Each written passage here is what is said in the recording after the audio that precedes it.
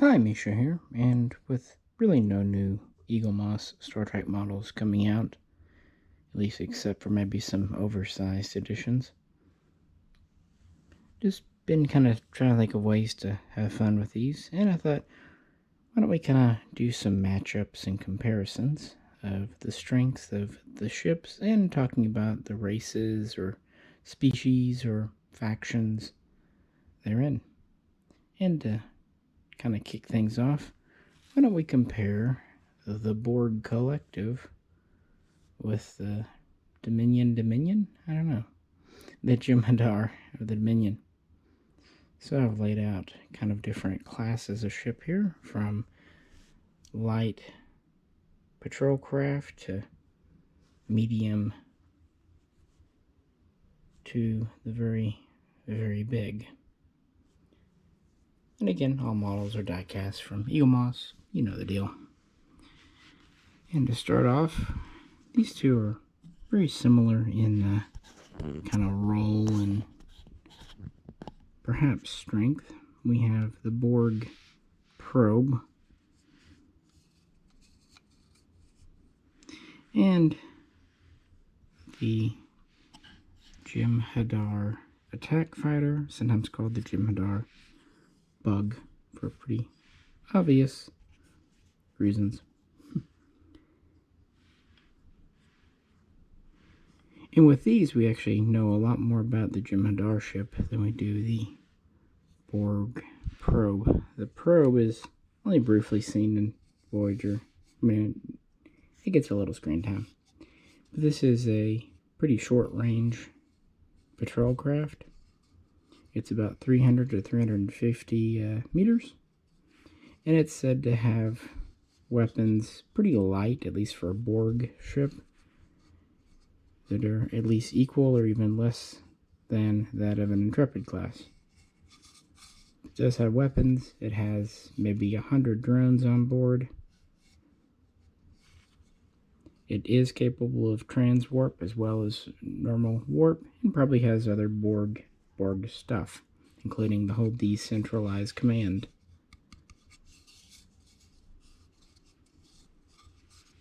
Comparing that, the Jem'Hadar Bug is kind of their primary ship.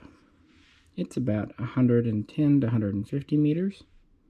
We know it has a crew, at least standard, of 42 Jem'Hadar, a Vorta, and can have a few passengers. And its command system is very different. It's highly centralized with the Vorta and the Jem'Hadar first. No view screen. We know these are armed with Karma torpedoes, Polaron beam weapons. They're not capable of transwarp, in fact, so they're quite a bit slower. Standard warp seems to be about 7, and they can get up to about 9.6 in a pinch. On the other hand, we see the Dominion have some very impressive long-range transporter technology that we never see the Borg have. So the Borg have transwarp, but the Jem'Hadar potentially have very long-range transporters. Also, the Jem'Hadar seem better equipped to detect cloaked ships, whereas we see the Borg often fooled, even by the Hansons at first.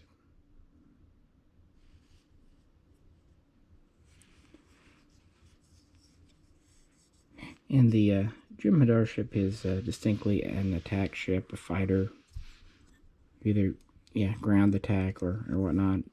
Kind of similar to a Danube class runabout, but not quite as maneuverable. It can land on a planet, so it's very dedicated to warfare.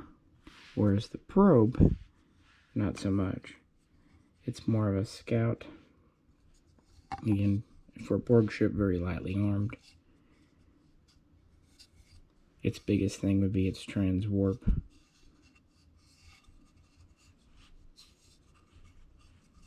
And if the Borg could be said to have a science ship or a research ship or whatnot, this could be it. They might send one of these in to investigate where a cube or whatnot was not warranted.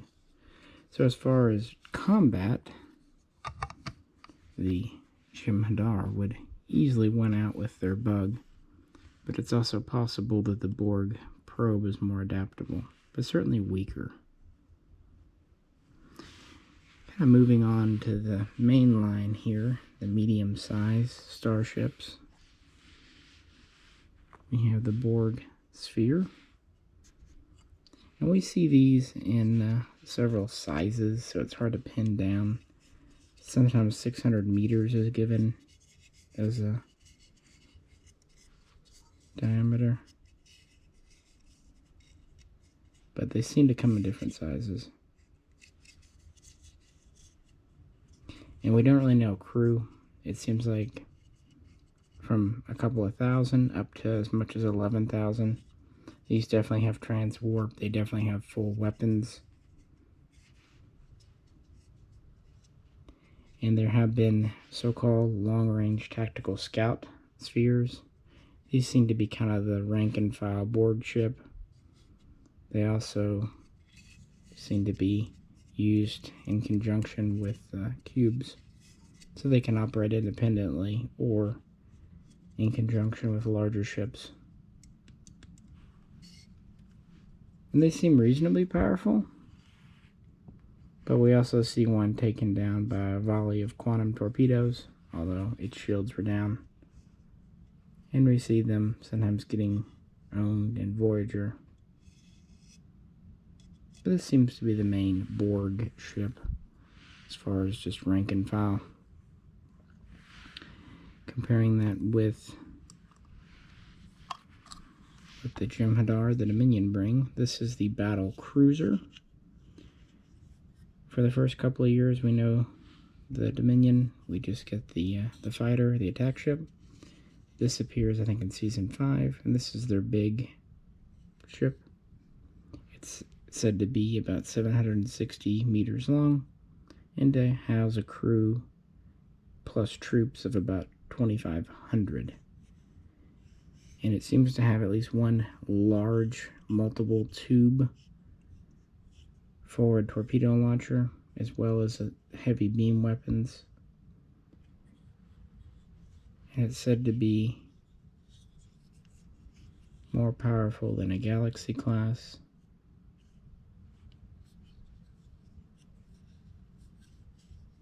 And like most all Dominion Jem'Hadar ships, it's dedicated for war. But we really don't know much about this. It's just kind of a background ship that was given for the Dominion War, so they had something bigger to go against large Federation Klingon capital ships. So it's really hard to estimate its effectiveness. But we do actually know a decent amount about the, let me get this back on here. Come on there. At least if it's tight. At least we do know a decent amount about the sphere. We even see quite a bit of the internals. Although, of course, it looks like any other Borg. Size-wise, yeah, they're pretty similar. I mean, the sphere would have more volume. But, of course, it's not dedicated to combat. But I dare say these two could be pretty evenly matched. Probably giving the edge to the sphere. More drones, more adaptability.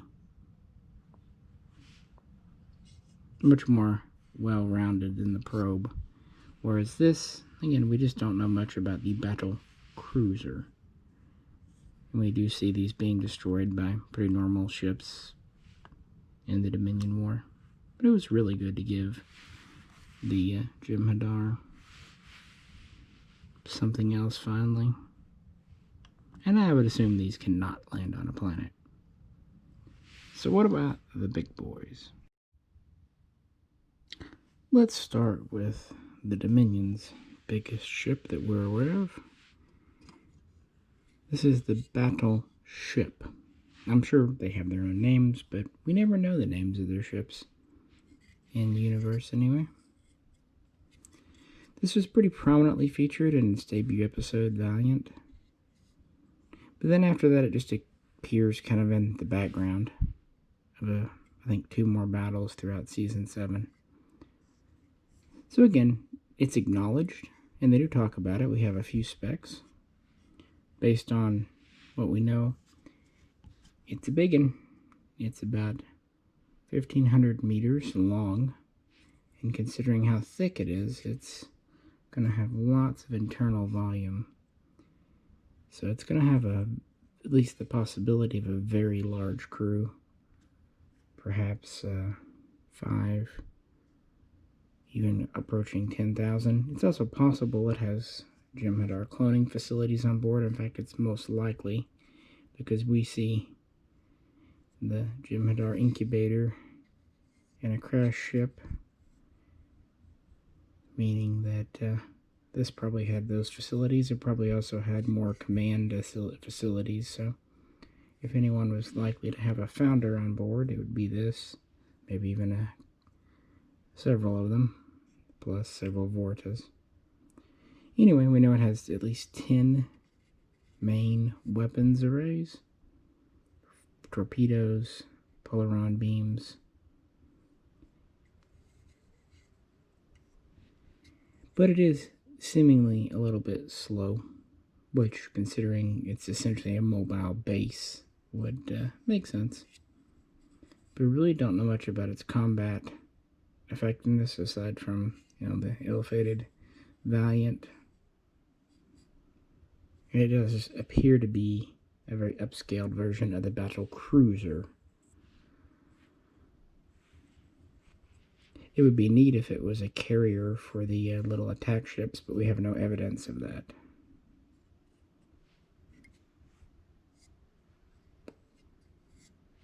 So a very capable ship, but very, very big.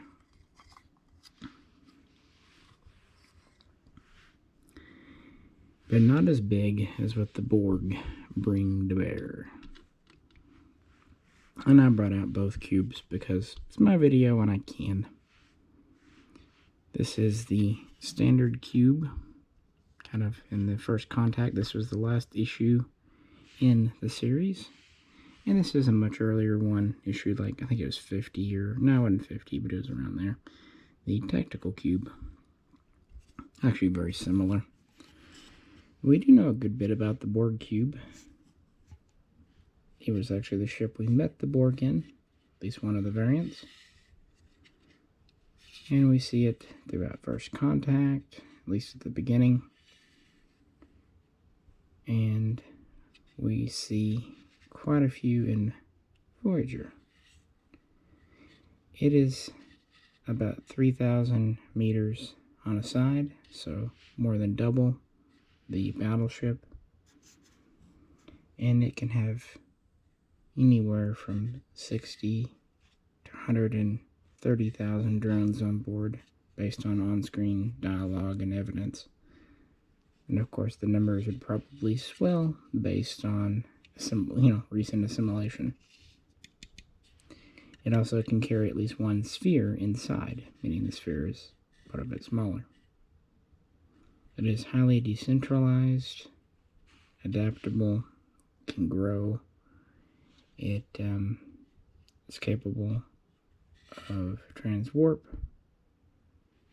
It doesn't really seem to have shields, though. But then again, it doesn't really need them with so much mass. It just seems to absorb damage, and it has other ways.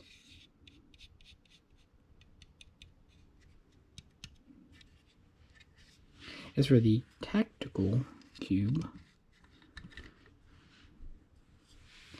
it's essentially the same ship, but with added hull plating, presumably armor. Seems to be the same size.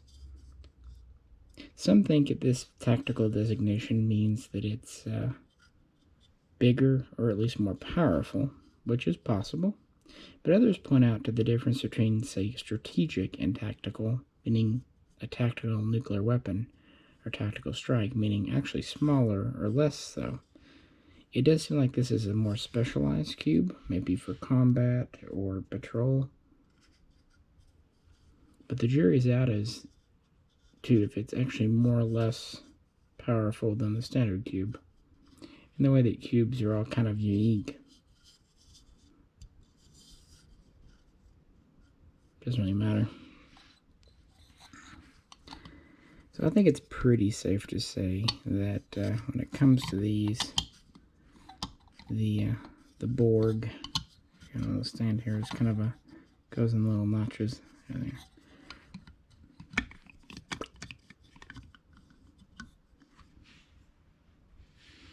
The Borg would probably win this one with the Battleship.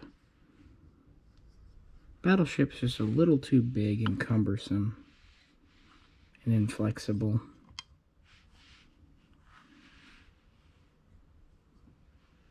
So it seems like kind of starting at the beginning with the little ships, the Dominion, the Jem'Hadar have the edge. And then it's kind of almost a 50-50 in the middle. And then with the bigger ships, the edge kind of goes to the Borg.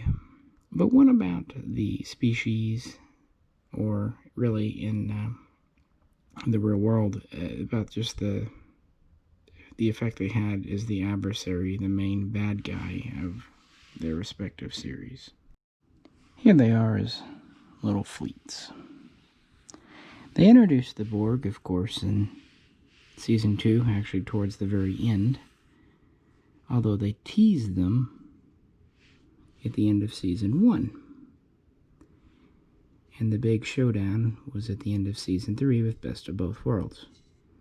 And then Next Generation more or less left them alone after that. They did iBorg, and they did Descent, but they made that clear that that wasn't the Borg Collective. It was Renegade Borgs. They even gave them a totally different ship that's kind of uncertain as to what it is.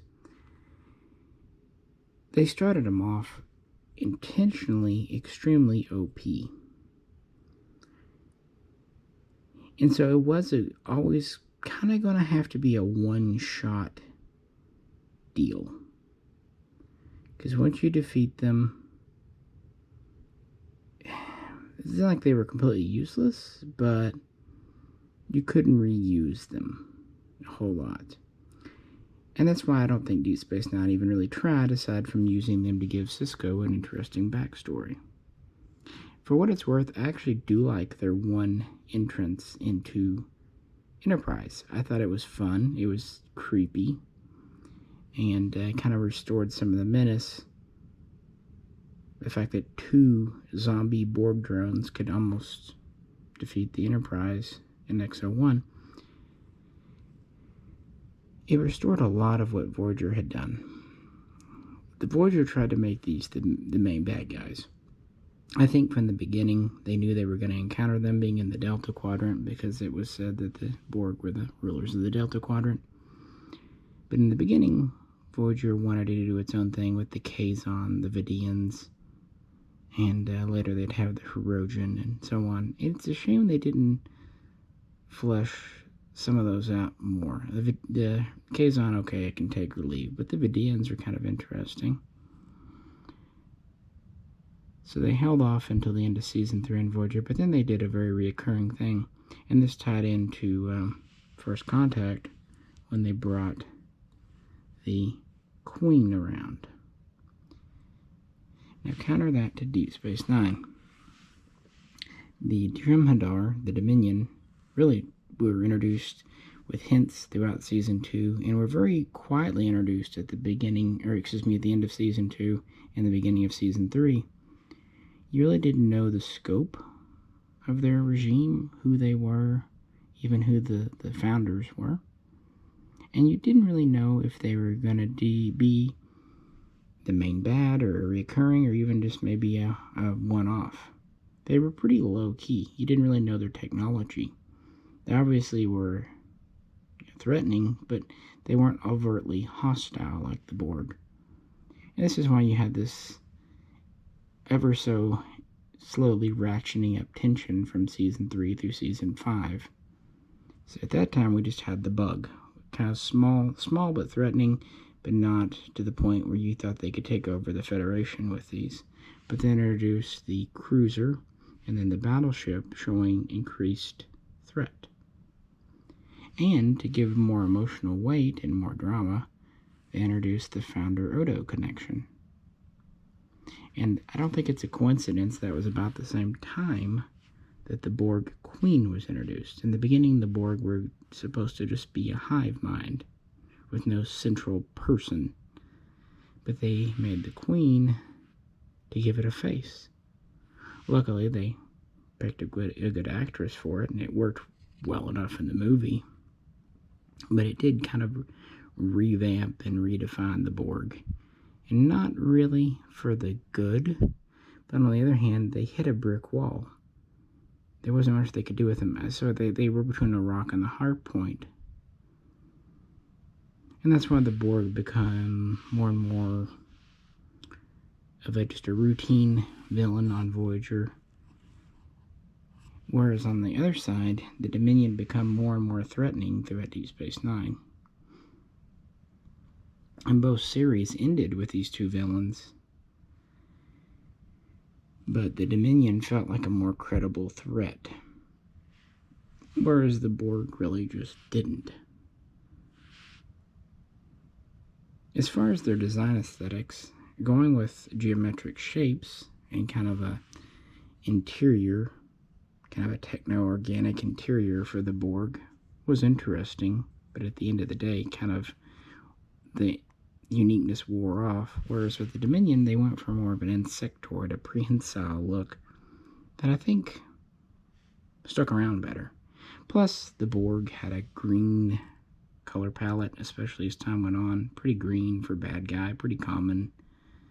But the whole purple, pink of the Dominion was pretty unique and gave them a distinctive flair. On the other hand, their leaders were not just slathering, scenery-chewing villains. No, more dimensional. And all the more terrifying for that. And of course, both sides had pretty much infinite shock troops that really were working against, well, I'd say they didn't have free will. The Jem'Hadar were bred and cloned, and the drones were abducted, kidnapped, and, I don't know, cyber-washed, whatever you'd like to call it. So that was the thing, too, is neither one were using voluntary troops like, say, Klingons or Romulans would. And both seemed to be able to produce their ships very rapidly. The Dominion used regular shipyards and cranked these out en masse. And from what we know from the series, it was pretty much unchanging. They had ruled the Gamma Quadrant for thousands or even tens of thousands of years, depending on which episode. The Borg were similar. They had ruled the Delta Quadrant for hundreds or thousands of years, depending on which source. But they more kind of grew their ships, in a way. Not grew like organically, but technologically grew them. We never really see like a Borg shipyard. Kind of interesting. It would have been fun to see them, but we see them assimilate ships like Arctic 1 or different alien ships, and that seems to be the base. Whereas the Dominion, their ships are very uniform, very even, very precise, very regimented, with control in the hands of the two people at the top, the Jem'Hadar and the Vorta. Discounting the Queen, the Borg are the exact opposite. Their ships are very haphazard, very random, very messy, really. And everyone has equal kind of control of the ship, at least in principle. And there's no command area. So they are polar opposites.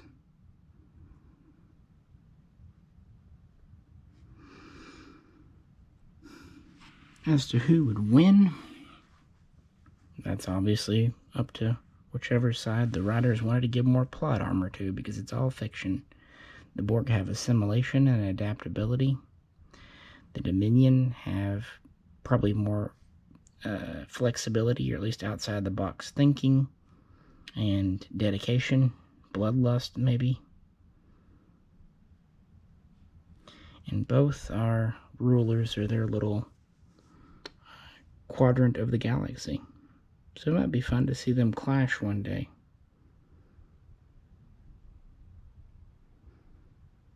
And both are not exactly evil.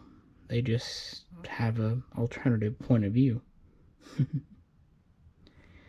As for the models, I've talked about models many times, but yeah, all three of the Dominion ones are really nice.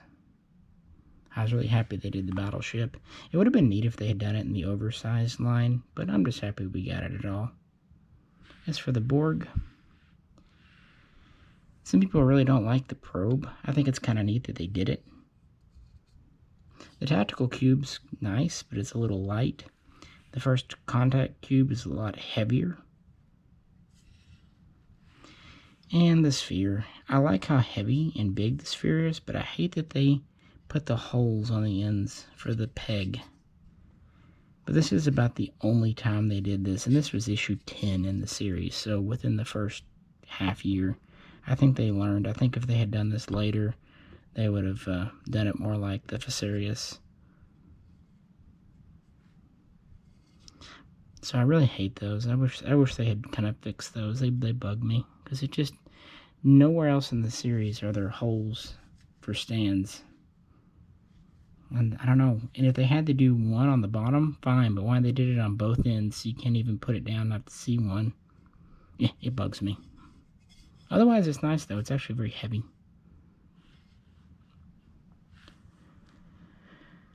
So what do you think? Either on a fictional head-to-head battle, or just in the models themselves and the species, the writing for each itself? Let me know in the comments so we can have a discussion for fun. I appreciate it if you could like, share, and subscribe. This is Misha. Catch you very soon next time.